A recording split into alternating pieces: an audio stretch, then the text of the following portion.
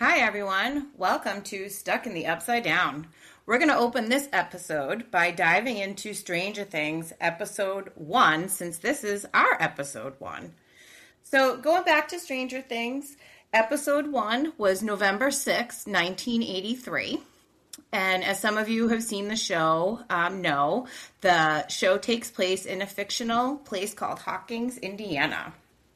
So in the show, Will goes missing after playing a game of Dungeons and Dragons.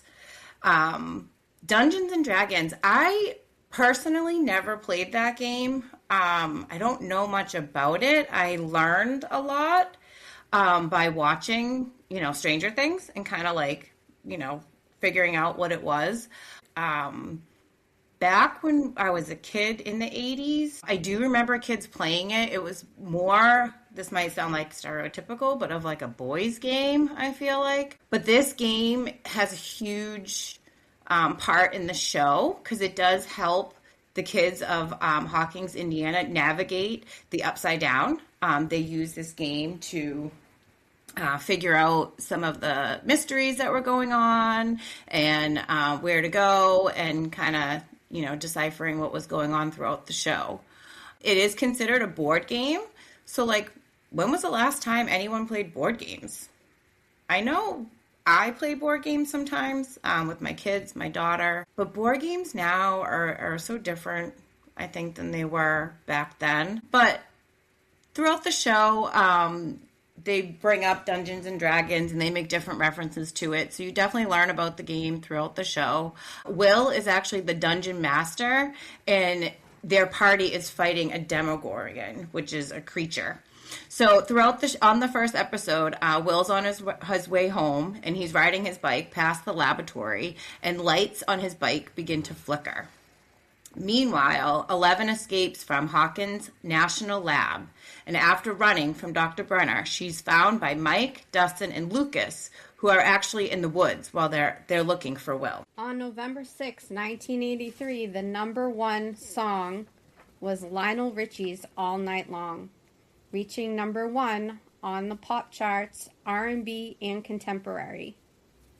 Dancing and having a party, I'm totally game for that. 80s music left a vast impression and have made us official 80s girls. Songs like 1999 by Prince, my all-time favorite, You Can Call Me Al by Paul Simon, and very iconic, Nothing Is Gonna Stop Us Now by Starship. Girls just want to have fun. I know almost everyone has probably heard that song. That is one of my favorites from the 80s. That actually came out on her She's So Unusual album in October 17th, 1983. So a little bit later than, or a little earlier, I'm sorry, than November 6th. So it came out right before this first episode was being aired. So a little bit about Girls Just Want to Have Fun. Like I said, Cyndi Lauper had that on her album, She's So Unusual, and it was recognized as a feminist anthem, and it reached number 2 on the U.S. Billboard Top 100 chart, which is funny because the song originally was not a song for Cyndi. It was for someone else, and she did not really want to do the song at first. She agreed to do it after she was able to change some of the lyrics to give it a female vibe. So that's really interesting. And, watching the video, there's a few, fun facts about the video. In the video, Cyndi's father is played by wrestler Captain Lou Albano, who actually really did help her later on in her career, and you'll later see it on MTV. But having him as part of the video really kind of jumpstart her. Also, her actual biological mother, Catherine, is also in the video, which I thought was super cool, that she, added her mom and making sure that, her family had a piece in the video. Personally, I really just love the song. It's really upbeat. If you really listen to the lyrics, it does give that feminine anthem. It talks about, women having our own fun and doing our own things and being able to go out into the world on our own without a man, I guess we'll say back then. So it really became an anthem for a lot of people. And even, that I still hear on the radio sometimes now, or, out at, I don't really go to clubs, but like if you go out places, you can hear it. Sometimes while I buy my groceries, I ain't hating Market Basket for playing Cindy. They actually play some Lionel Richie too, Al, at Market Basket. So I highly recommend, if you want to jam out to some 80s music, you check out Market Basket. So something else that I'll never forget about the 80s is some of their slang words. Yeah, just real quick to go back to Cindy, she is such an iconic artist. I love that even when she started out, trying to get a label, trying to, fit into the 80s norm, even as eccentric as she was and as eccentric the 80s were. I just always felt like throughout her entire career, even to this day, she's just always been so authentic. She has such a unique voice.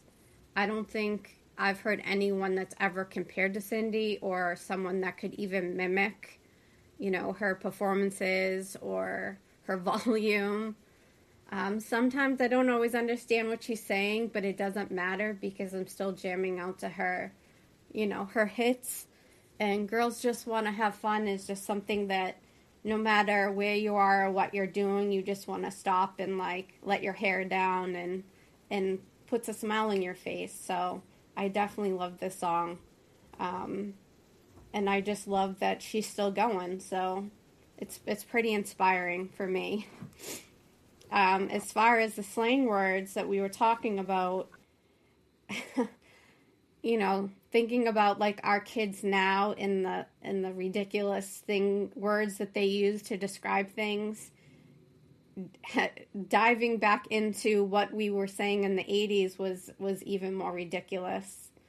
I tried to just kind of come up with the ones that I would say now that we probably said back then, like super fresh, psych. I remember that, like when you were joking around with someone, you'd always say psych after.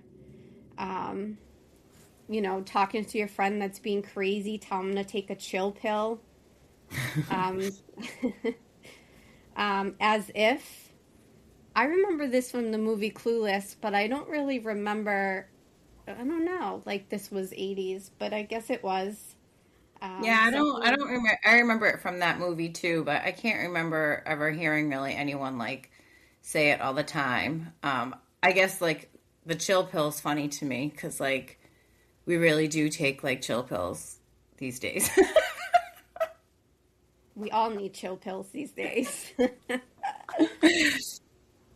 Something is sick. Yeah, I think the kids now use that one or something like that. Or dope. Yeah, I remember dope. Something is tight. Fresh and tight. Yeah, I feel like that one's still used. Yeah, I know. I feel like they copied our era a little bit.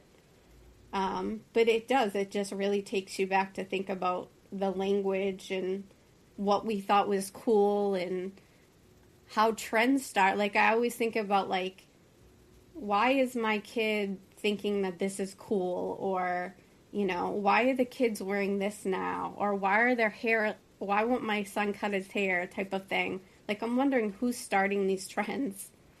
I'd like to. Well, it's funny because we have the internet now, but like when you think back to the 80s, like how did they really start? Like someone just wear it to school? True. MTV, I guess. Oh, true. When they actually played music videos before they had TV shows. I miss those days. I just wanted to. They didn't have like a Casey Kasem. What did they have? Like Casey Kasem was on the radio. He was he used to do I remember listening to him. He used to do like the countdown every week to the number one song of the week, and you would listen like all day. And it was back then like you couldn't stream it after, right? So you had to like listen right then. And record it, yeah, with your boombox, like ready for the number one song. Yeah, you'd have to like run back to your room to hit record for the song you were waiting for. Mm-hmm. I forget though, I think MTV did stuff like that where they would have like 100 countdown or something like that, where they played the hit videos or something. Yeah, they definitely did. I remember that as well. Yeah, I mean, those were the days, I guess. I guess if you want to watch a music video now, you just have to go to YouTube because MTV just doesn't do it anymore. Yeah, MTV's all shows. I haven't even watched MTV in so long, but I feel like it's all just shows now. Yeah. Traders. Yeah, right? Do you remember like 80s clothes? I just Yes. remember like spandex pants and like big puffy sweatshirts. I mean, I remember the brands like Jordache and Guess and Gaetano, Calvin Klein, but I don't like remember being a kid and like wanting brand names. I just remember, you know, Do you remember Skids?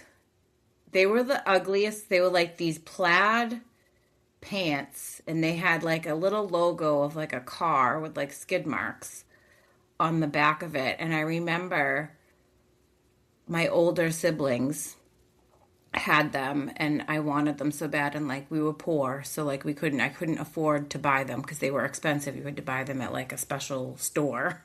And I remember like my sister getting rid of a pair and me like trying to wear them, but like I haven't seen those in so long, or like cross colors. I don't know I if don't those are 80s or 90s, but I don't remember either of these things. Where was I? Was I well, even hyper poor? colors, hyper colors, remember those? They changed colors if you touched them. For clothes? I Yeah, they don't were like I remember fluorescent colors. Like we had a lot of fluorescent well, colors in our wardrobes. we'll have to look it up. They were called hypercolors, and if you touched like it was a shirt, and if you touched it, it was like a mood ring, and it would Hmm. like change color. I just all of it's coming back to me now that we're like talking about it. Yeah, that's I don't know. I can't think of those things. I mean, I remember skids as a like a label, but I don't remember what they were or I don't remember seeing them or wearing them. I love this episode and talking about all of this 80s stuff. It reminds me of the 80s hair and taking a blow dryer and like blowing the front of your hair and then just spraying it with Aquanet as much as possible so that like it didn't even move. It's funny because even now, like my someone I used to date and I would joke around and we would say like, "Oh, look, there's someone with like the big hair," and it was always like the '80s big hair. And I think of all like the bottles of and cans of Aquanet that we went through as teenagers, with the Aquanet and even just different brands, thinking of like the clothes brands and going into like hair stuff like L'Oreal was big and like Finesse Mousse was really big. And I remember they still have it now, the Aussie. It comes in like a purple bottle. That was like, I remember it was like grape smelling. So that was like the thing. Everyone loved like the grape smelling Aussie. And perms, everyone wanted a perm.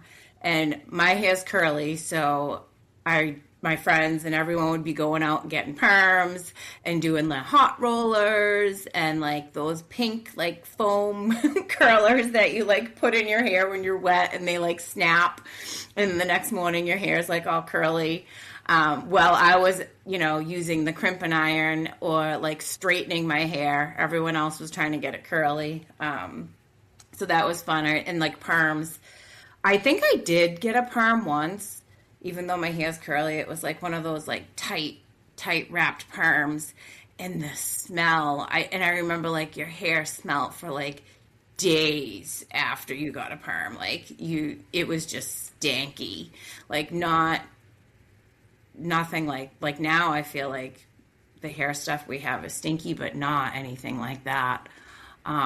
And like I was kind of young for like skincare, but I do remember like again, like I said, I have older siblings. Like I remember them using like, and I remember using it too, like the Noxzema. And I think now, like I remember like putting it on my face and it like burning and being like, oh, like this is good. Like it's working. Like it's burning. And like now that I'm older, I'm like, yeah, like it probably should not have been like burning my skin off. And like witch hazel too. We would just take witch hazel and like use that. Like, and like again, the smell of witch hazel is like awful. Like, oh, gross. But I don't know about you, Elle, but I can't forget lip smackers and all the different like lip glosses and like oh, what were those other ones? There was other ones they have were in this like little white tube and you like turned it. I think it was like soft lips. Oh, like baby soft lips or something. Yes. I know what you're talking about. Yeah, I mean, Lip Smackers has been around for so long, and the flavors that they have now, I just remember like for Christmas, getting the kids like a pack of them, and now they come in like all the soda flavors. Mm-hmm. And I always have to have Coke and like the orange flavor. Those are my favorite soda flavors. As far as perms go, yeah, I got one. I think I was like 12 years old, and I got it done at like, one of those hair schools, so they were a lot cheaper. But the smell Yes. was disgusting. It was like rotten eggs. And it just took forever to leave your hair. I don't know, like, I know that a lot of kids are getting perms now, especially the guys. I can't believe that was ever something that was actually cool, to be honest. I have Well, it's wavy hair funny because naturally. you see the 80s bad perms too, like when you look back at videos and stuff. But like when I look at pictures when I was a kid after having a perm, I'm just like, yeah, if I could turn back time, I would not have done that. Like it's cute for a minute, but then the maintenance and like the you only have limited hairstyles you can do with it. It's very hard to pull up on a ponytail because it's like so curly and waving that you can't brush through it. Yeah, I mean, perm days. I like the crimps though. I always loved the way my hair looked after I would have braids put in, or I would just have braids put in just to get that crimp look. I think it's more like of a natural look than having a perm. Um, I don't think that kids are doing the crimping though. I actually have a crimping iron that I do sometimes, but you know, I'm getting too old for this stuff, I think. Yeah, I like the crimping too, but it's not a big thing anymore. I remember having like a crimping iron that had different plates that you could like put in. You Oh like yeah. slid in the different, yeah, so you could do like you could do like a tight crimp or a little crimp or whatever. And I remember I'd have all the different plates that you'd like slide in. Yeah, it took so much work to be cute and adorable in the 80s, that's for sure. Yes, it did. And it's so like opposite to when we became teenagers. Like you said, it went from curling irons and curlers and perms to hair straighteners. I remember being a teenager and actually using an iron to flatten my hair. I don't know what I was thinking, but again, with all these trends and I don't know who's starting what here, but it was a thing that everyone did. If you didn't have flat, straight hair, you weren't cool as a Yeah, teenager. and then the sun-in too. I don't know if you ever used sun-in, but that stuff that you would spray in your hair and then you'd go Oh lay in yeah. the sun. It was supposed to turn it blonde. Did it ever really work? I don't think so. I was blonde, so I was trying to use it anyways, but I didn't need to. No, you didn't need to. You can get bleached by the sun. Oh boy. So let's see. Let's think about today and what products mean to us at our very youthful ages. We definitely want to talk about products that are out there. I think it's so helpful, especially in a social media world where you can't trust anything, with all the AI photos and people faking companies and products and scamming and all that. I think it's so helpful for us and for Yeah, you never know what our links are. listeners or followers. Yeah, the amount of ads out there that aren't real. It's very hard when all these products cost so much money and you don't know if they're going to work for you. It's very difficult. So we're trying to create and insert this in every episode, a way for us to review certain products and share our feedback, whether we liked it or not. And we definitely want to hear from you. What products work for you? What products didn't work for you? What companies are scams if you buy an item and it's not what you expected? I've had this happen multiple times. How do you go about returning it or getting your money back? Because, a lot of times they won't respond to you or there's no one to actually talk to.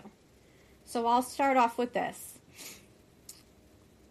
I was first introduced to this product while watching an episode about an aquarium down south. They rescue manatees and help to nurse them back to life so that they can be released back into the wild.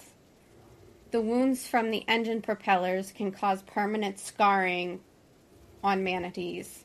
It can even fracture ribs and puncture their lungs.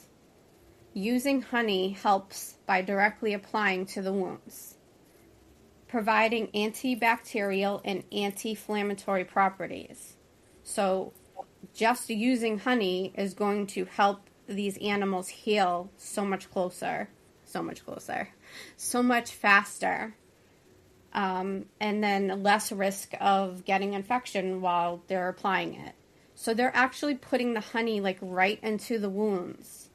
Wow. And yeah, it's amazing. And it actually creates a waterproof barrier because they are sea animals. And it makes it so that what's in the water isn't going to seep into the wound. That's amazing. It's absolutely amazing. And, a lot of times when we have injuries or lacerations or burns or anything, the type of solution that doctors will recommend or prescribe are synthetic, and they actually create a synthetic layer. So when your skin is trying to heal, it's not healing in a natural way.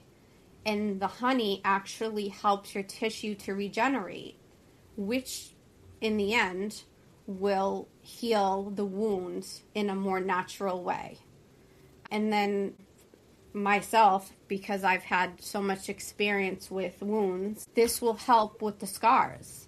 Because not for nothing, you don't have to be a vain person, but when you have scars in your body, it's pretty hard to look at. So using honey directly on the wound when it first happens is the best recommendation I have. When it comes to actual form of honey, we use Manuka honey, which actually has more value than the actual raw honey. Oh, interesting. I've never heard of that before. I never heard of it before, and not to disclose too much about my personal stuff, because of autoimmune disease, I was getting attacked. My skin and my head were getting attacked with these open lesions, and all the doctors could do was to provide steroids. And you're trying to heal your skin, but stop what's attacking it at the same time. And I couldn't handle the steroids anymore because, yes, it was healing the wound, but it was creating these synthetic layers, and it makes your skin feel really tight because now it's being pulled by the synthetic layer that is healing over it. Yeah. So I did research.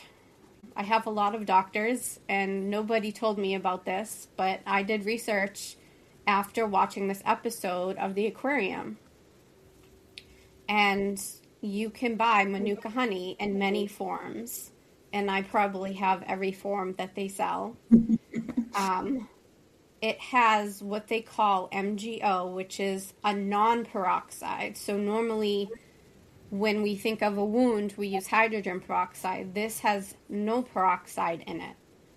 And it just targets the bacteria directly. So it's pretty amazing. It's a very gentle way of healing a wound, but it's fast acting. I would say the amount of time for a steroid cream or ointment to work is probably like a week or two, and this is probably 3 or 4 days. I mean, if they're doing it with manatees that they're trying to mend and get back into the wild, it needs to be quick. And yeah, that's great. That's great. It's amazing. It's really good for your skin. It's really good for your hair. But when you're buying these products, you really have to do your homework because it has to do with the amount of the MgO inside of the ingredients. Because again, there are many products out there, and you don't want to just buy the one that's highly recommended on Amazon. Because why is it highly recommended? Because 2,000 people bought it.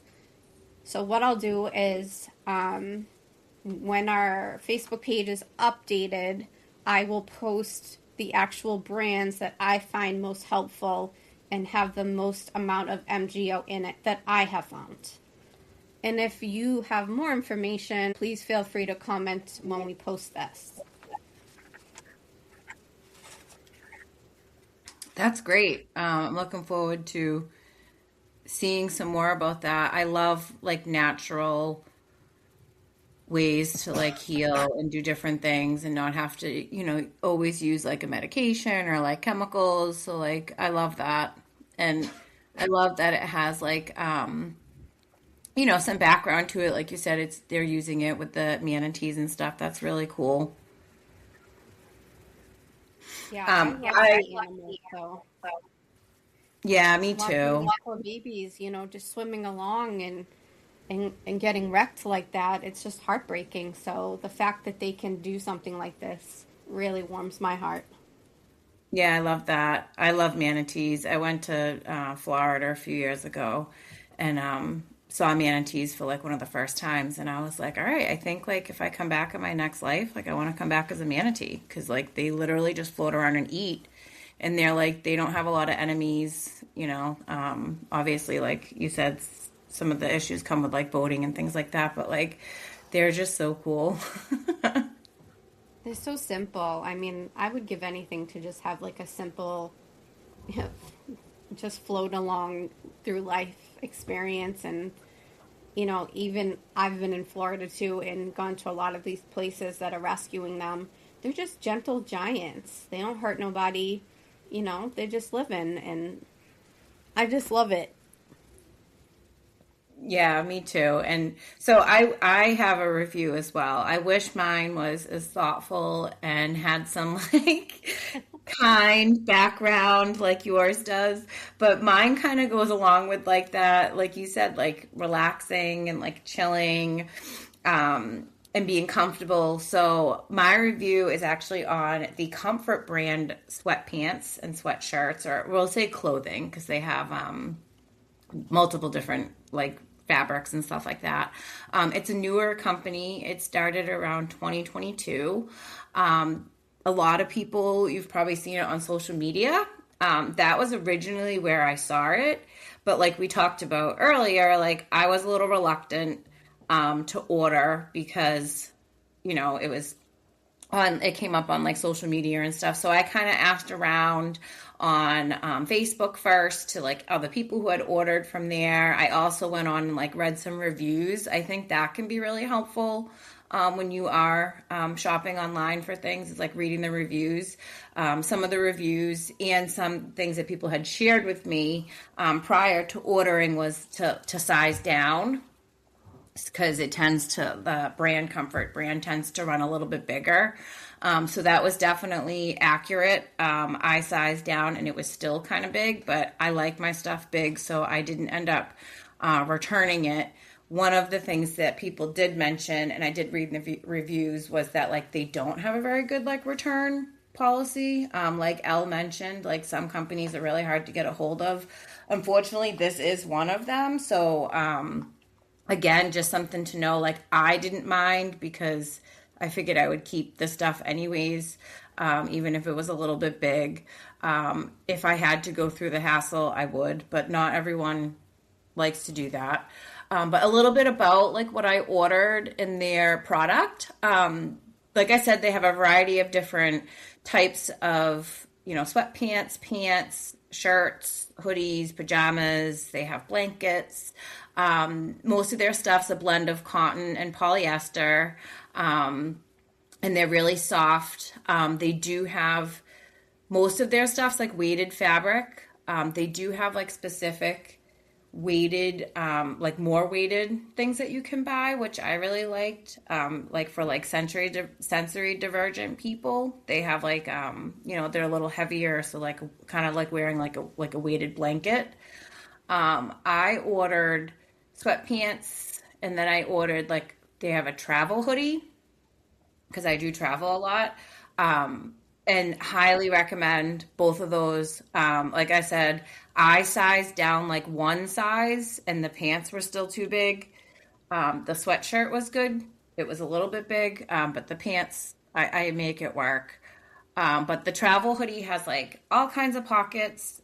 So it's perfect for when you're going to be flying or going through the airport. One of the things I really love is their front pocket, where most hoodies just have that front pocket. It has little pockets like inside that pocket, because I feel like when I put stuff sometimes in like my front pocket of the hoodie, if I bend over or whatever, it could fall out. So these are nice like little ones that are in there, so like everything stays secure inside the hoodie. So it also has like a built-in like eye mask, which is perfect. So like when you just like chilling, you can put your hood on and put your eye mask on, and people leave you alone, hopefully. The other thing that I ordered from them was they have it's called the waffle set, and the fabric is just like a little bit different. It's not like sweatpant fabric. It is like a waffle fabric, like they say. It's hard to explain. Super soft. Again, pants were really big. So definitely size down, maybe 2 sizes on the pants. But like super soft. I got like a crew neck and then just regular pants. I've washed them a couple times. Like they really wash well. And then just, I think one more thing about the Comfort brand is just to be careful because, again, there are a lot of like knockoffs. So just like any other like brand name, like, like Nike or whatever, sometimes if you're online, especially, they might have links for knockoffs. I went directly to their website, and when we update our Facebook page, I can also put, the link to the direct website, and I can put the link to like the travel hoodie and the waffle set that I ordered as well. So you guys have that, but just something to be mindful of is to try to go right to their website if you're going to order. Yeah, I kind of wonder, because I read some reviews about the difficulty with returns, because I'm always like between 2 sizes and being very short, but not like hugging on my waist. It's always hard with me for the pants. So when you said the pants are big, like, were they big just overall? Because you and I are both short. Or is it just big, the style? So I think both, right? So the waffle set that I ordered is like a wide leg. So it was long. They were really long, but they were like big in the waist too. Like I could roll them up. So I think like a smaller size probably would have fit better in the waist, but I feel like they still would have been long just because I'm short. The sweatpants I ordered, though, had like the jogger. So they were long, but because of the jogger like style, I was able to like, they were okay. They weren't like the waffle ones. I actually ended up getting hemming tape Oh, And I okay. did hem those because they were so long, they were like dragging. But the jogger ones, because of the style, I was able to like, those are fine. They are a little long, but you can't tell. And the waist was big too. So I would say big overall, but especially in the length, more so. Yeah, I think that's the trend right now. I've noticed at a lot of retail stores that I shop at, all the pants are just oversized.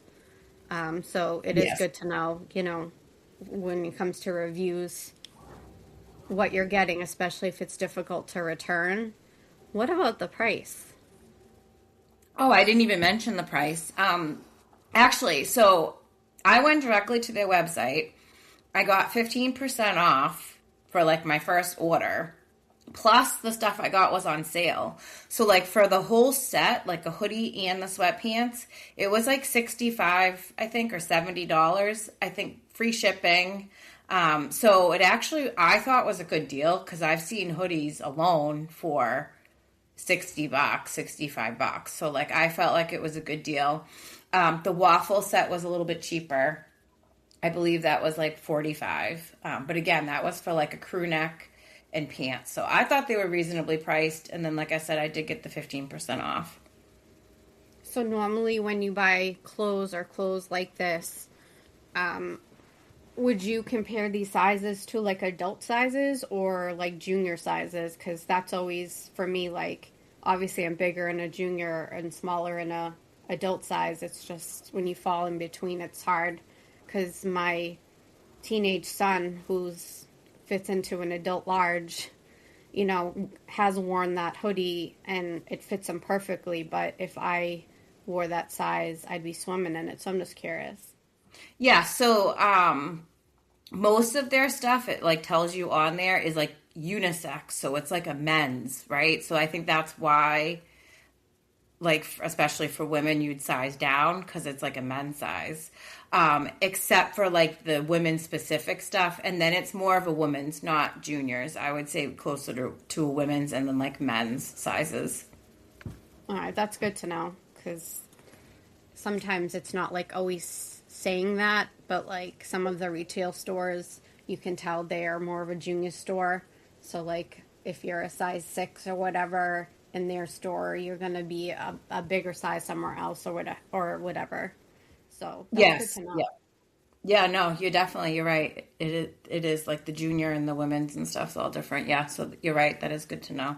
Great questions.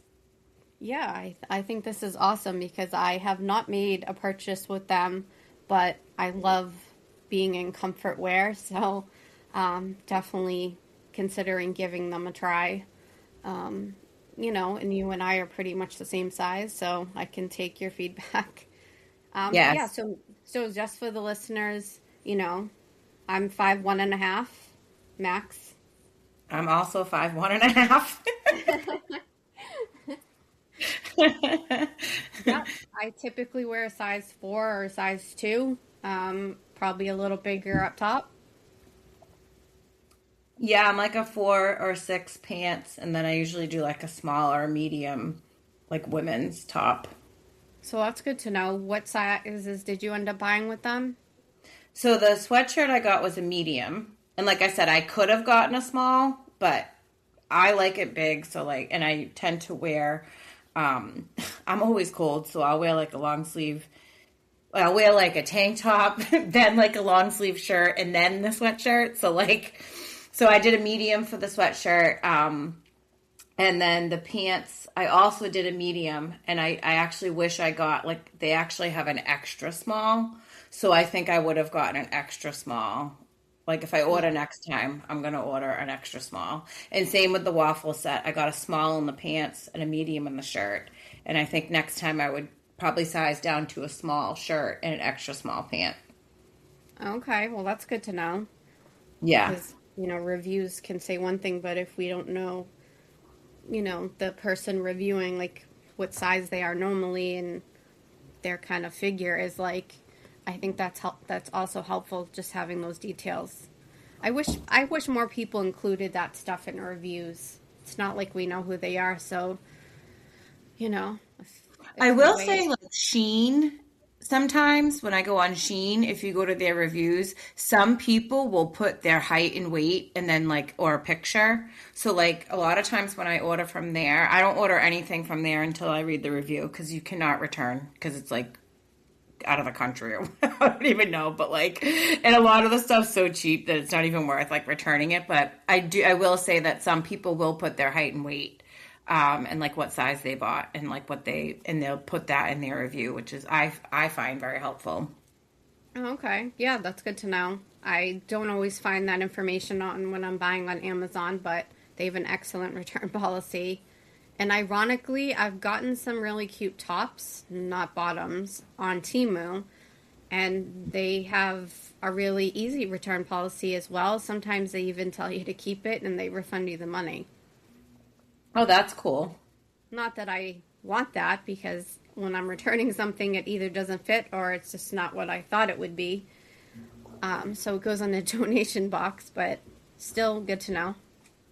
Yeah, that is definitely good to know. And Amazon literally you could return something like anything and they would take it back. I know. I get yelled at a lot. You're returning again? Yes. Well, I'm not at a mall shopping because nowadays going to a mall is just null and void. They never have enough stock. They never have your size, and they must turn the heat up because I get hot flashes just standing in the store, never mind trying everything on. Yeah, malls aren't like what they used to be. Definitely not. All right, let's see. So if we go back to talking about episode 1 of Stranger Things and kind of like going back to the season itself and how Joyce was and how the friends were when they couldn't find Will. I know that she was a little overdramatic and a little corny in some scenes, but imagine this was you. Imagine being the mom who can't find their kid, and in this case, she knew he was alive, but nobody would believe her, and she just never gave up looking for him. This is kind of something that I don't think I ever thought about, obviously, until I was a mom, even though I've taken care of kids in other capacities. But I've never had an incident where I've lost my kids, but I've definitely had the fear of thinking that they weren't coming back. Whether their phones died, whether they said they were going to be somewhere, or they were going to be home at a certain time, or, you know, there was something at school where they had to lock the school down. Like, that's just a fear that I felt like was brought by the many hormones during my pregnancy or something like that. Because I would lose it. I think that being Joyce Byers and looking for Will and getting these signals and signs from Will in the Upside Down, you know, I think a lot of us can relate to something like this. I think that I get that feeling when I'm on Facebook scrolling and there's another missing kid. Especially if the missing kid is in a town nearby or a state, and it's a state where, you know, a friend or a family member lives in, you know, and they could know the kid, or just kind of wondering why there are so many more cases being broadcasted right now. And they broadcast them like it's an advertisement for a pair of jeans. And that's the part that's really hard for me, because I don't want to be ignorant to it. I don't want to ignore it.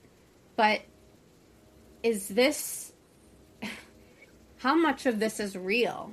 How much is this becoming, well, my kid ran away and they're not including that? Are the kids actually getting abducted and kidnapped by a dangerous person, or is this a custody issue? I think that's the part that throws me a lot. And when they talk about like news coverage, and, you know, for a while there were certain communities where like, well, if it was this color kid or this race kid, they would get way more coverage than this kid. So it's like, it's a little confusing for me, I think. What about you, Max? Yeah, I think it can definitely get confusing, and I think all those questions that you have are completely valid. I also see a lot of those, posts on Facebook or Instagram or whatever, like social media with like kids missing. And I guess like, didn't we, like, whatever happened to the Amber Alert? Like, I guess I wonder, I mean, was it, I guess only those communities? I don't know. I guess I feel like sometimes I'll see one of those, posts about a missing child that might be like you said, like the next town over or like a few towns over. And I'm like, all right, like how come I never heard about this like on the news? Or I don't know. I guess I have a lot of the same questions as you around some of that. And thankfully, I've never had to experience my child missing really in any capacity. I hope I never do. Yes, I think you were right. Like Joyce was a little bit extra at certain parts. I think throughout the show itself, the first episode, I think we're still kind of getting to know her, so she seems extra. But when we realize like what's really going on, we kind of realize that maybe she's not being extra. But yeah, I think it's a definite like legit fear to have. And just some like statistics around like missing kids. So from the National Center for Missing and Exploited Children, this is eye-opening. 1 in 7 children in state custody go missing. So again, like this isn't just a runaway, like you said, or not just a runaway, but this isn't a runaway. This isn't a child walking down the street and getting abducted. This is while they're in state custody. So like what's happening? Going on? Yeah, what's happening? Is this a government agency issue? Are they mishandling cases? Because I guess just from experience and working with adolescents in this type of capacity, I can understand why 1 in 7 would try to run from state custody because it's awful for them to live in that type of environment. But I also think that, there has been such, I don't know, a loss, I guess, a loss of caring individuals that work for these agencies. I think there's way too many cases out there for them to handle, which I think has been an issue for many, many years. It's not like a new thing. So it's 1 in 7. I don't know. I think in some ways there needs to be more specificity. Am I saying that right? Specific? Yeah, details. Yeah. Like you said, like when you're seeing these things on Facebook or social media, it's like, okay, are they missing because there's a custody issue? Are they missing because they ran away again? Like, I don't know. It's very difficult. It's very challenging. I wish that when people post these things, I wish there was a way to screen it so that, like, if there's a lost dog, okay, well, let us help find the dog. Oh, the dog's not really missing. It's like, don't do that. That's not funny. Yeah. Yeah, I mean, I think that it's, I could talk about this all day, but I think there's a lot more going on the government side when it comes to some of this than I think we realize. I think human trafficking is a huge issue in this country, especially other countries too. And I think that there's more people involved than I think any of us really realize or even want to accept. And it's only a matter of time before everything falls and, things are. I think with you saying that, I think that it's not okay for us not to know because that's what happens. Oh, my kid's missing. Oh, they're going to be trafficked. To me, they need to just state the facts so that people don't assume these horrific things every single time something like this is reported. Oh, because absolutely. yeah, it's like, what are they in denial? That states that aren't near the borders that this stuff isn't So, happening in. sorry, you cut out for a little bit. You cut out for a second. Oh, sorry. I was just saying, like, I feel like they're not, by us not knowing the facts, it makes the response more ignorant, or we assume the worst because we don't have enough information from, you know, you can watch a Dateline episode, and in the episode, yeah, the child goes missing, but they're found dead somewhere and were killed by their friends. Like, that's not something that happens every day. If trafficking is happening every day, then we need to know the facts. Yeah, I completely agree. And I think, a lot of things are, like you said, left to be assumed or just kind of like not enough facts behind it when when kids go missing. Some other, facts in the state of Massachusetts, as of February 26th, there were 69 kids that have gone missing. New Hampshire's 48, and then Vermont is 61. So just to kind of put that a little bit in perspective, again, we don't know, these are just, statistics that are shared. We don't know like the details, how many, like Elle said, how many of those are like custody things where, another parent maybe took them over state lines. I think something that's interesting, you talked about Dateline, right? And, all those shows, and like, I'm a big true crime and I watch a lot of those shows, and I watch, something else that I watch is The First 48. So this is interesting to me that some states still have a law that you have to wait like 24 hours before reporting. And I find that interesting because like on The First 48, sometimes it's not missing people, it could be other situations, but like when they talk about like missing, or when you watch things like documentaries and stuff like that, and they talk about missing children, they tell you like the first like 36 hours or the first 36 to 48 hours are like the most important when it comes to like finding a missing person.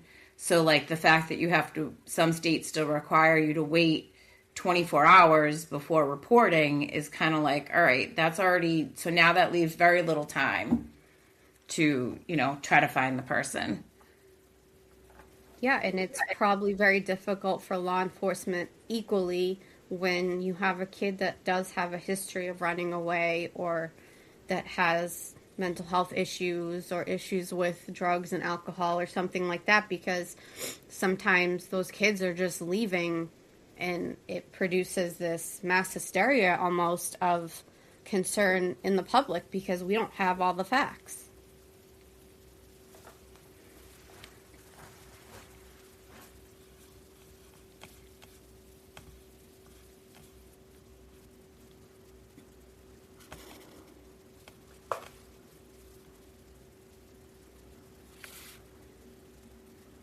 Max, do you have Life 360?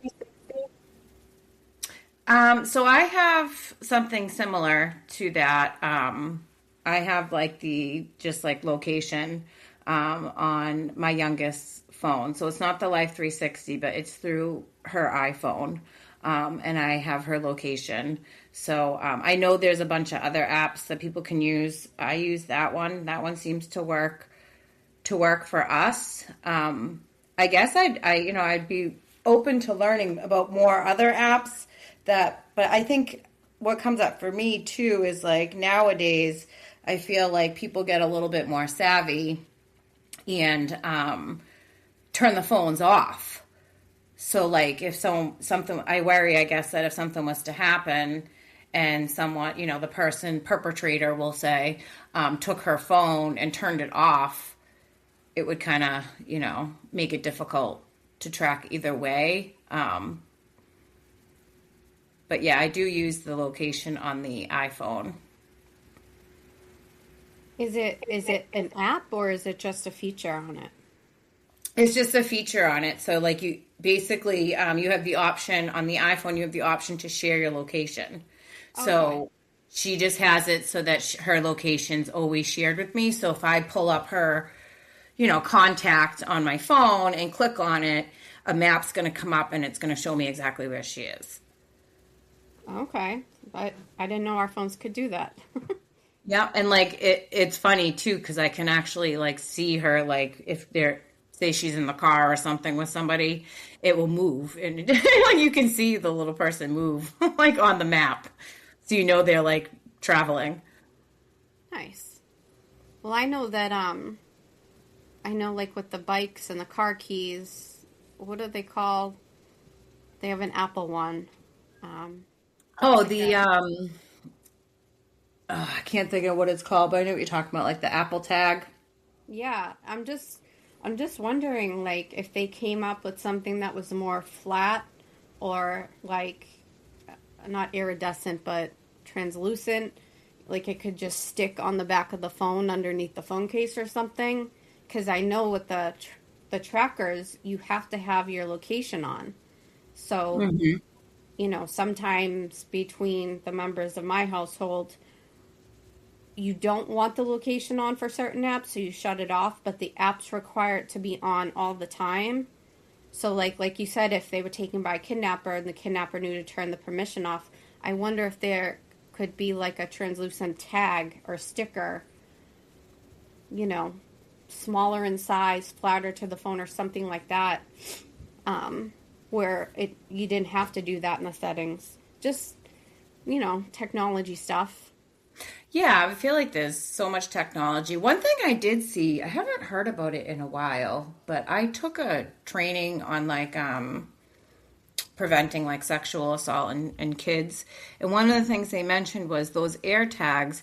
I guess AirTag. Yes. yeah, there's a pair of shoes that you can buy for your kid, like for little kids. And the air tag goes in the underneath the shoe, like in the sole of the shoe. Hmm. And that way, like, and then put it in your kid's shoe in this spot. And then if, anything ever happened, as long as they had the shoe on their foot, you'd be able to track them. Yeah. That's pretty cool.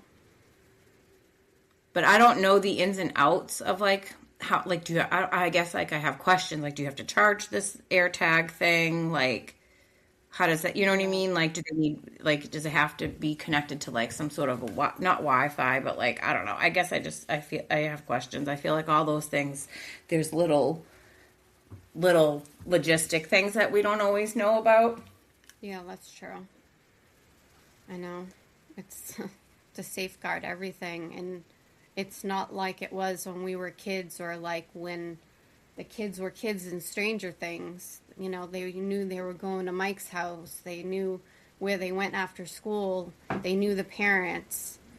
If one of the kids went missing, like when Wilma went missing, Joyce could call all of the people that knew Will. So it's like nowadays, I don't know who any of the parents are. Half the time, I don't know who half the kids are that, Mhm.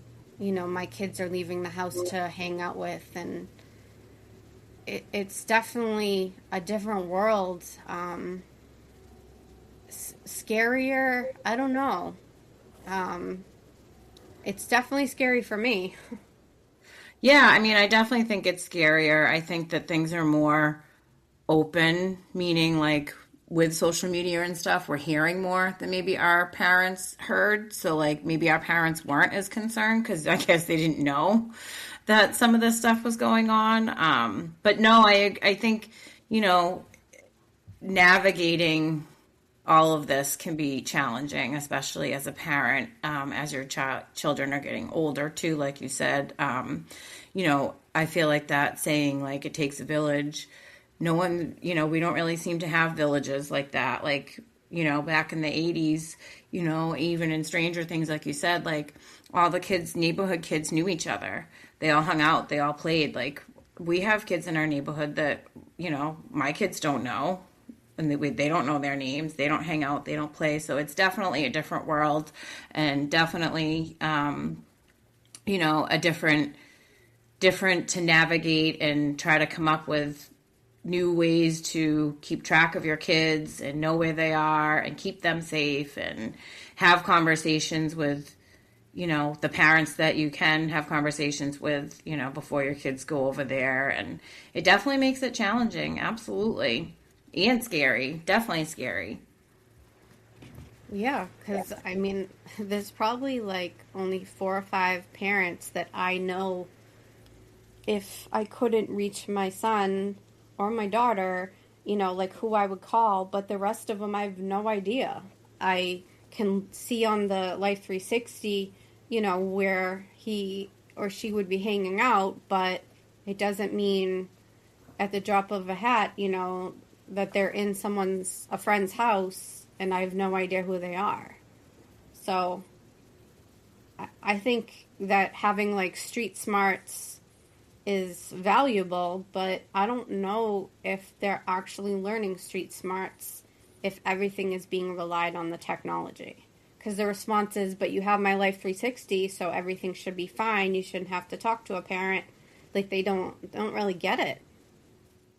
Yeah, because it's not always about where they are, it's about what's going on there as well. I think, that's something that's important too. Like something that maybe somebody thinks is acceptable in their home, you may not agree with as being acceptable. So having, like you said, it's not only about the location, but being able to have those conversations with the parents. And that's really, can be really challenging.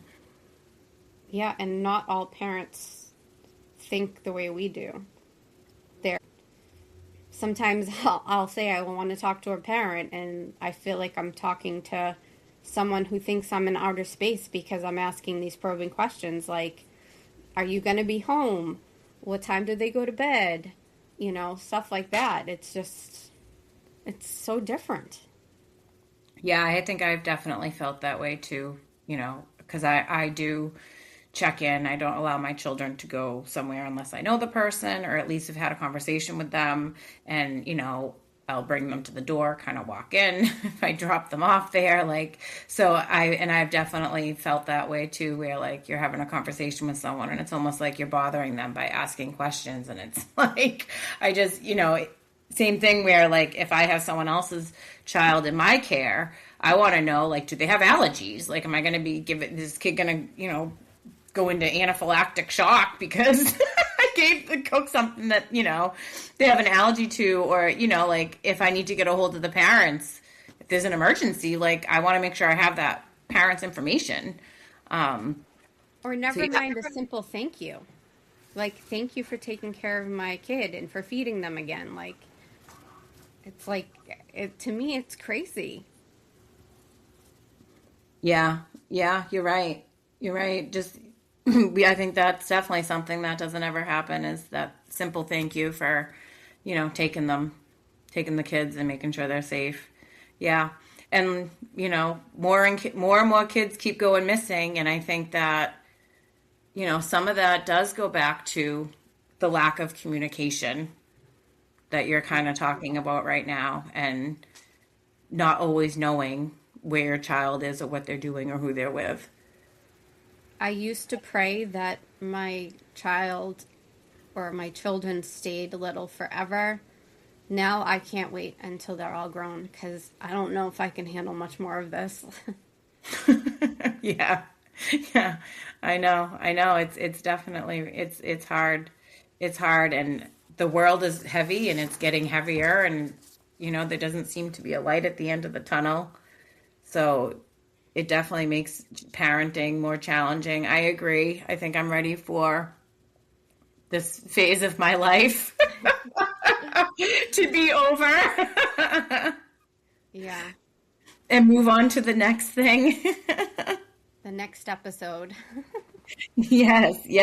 Next episodes of our lives. That's right. Let's go to season 12. Let's just go there already. Oh, goodness. Well, speaking of next episode, until our next episode, you guys can check out our Facebook page.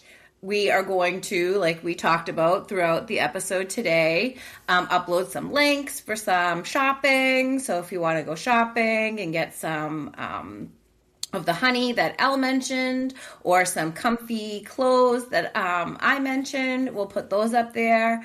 We're also open for ideas and topics for discussion. If you have any or anything that you want to see in future episodes that you want us to talk about and provide some facts on. We also have an email address. So if you are not comfortable posting on the Facebook page, you can also send us a private message. We will be checking that probably about once a week. So the email address for that to send the private message is 11 and Max 1983 at yahoo.com. And Yes, we would love to hear from you guys. thank you, Max. So the email address is 11 as the word ELEVEN, and as the word AND, and then Max, MAX, and then the number is 1983. So we look forward to hearing some feedback from you. And just in closing here, we want everyone to remember that sometimes you have to let life turn you upside down so that you can learn how to live right side up.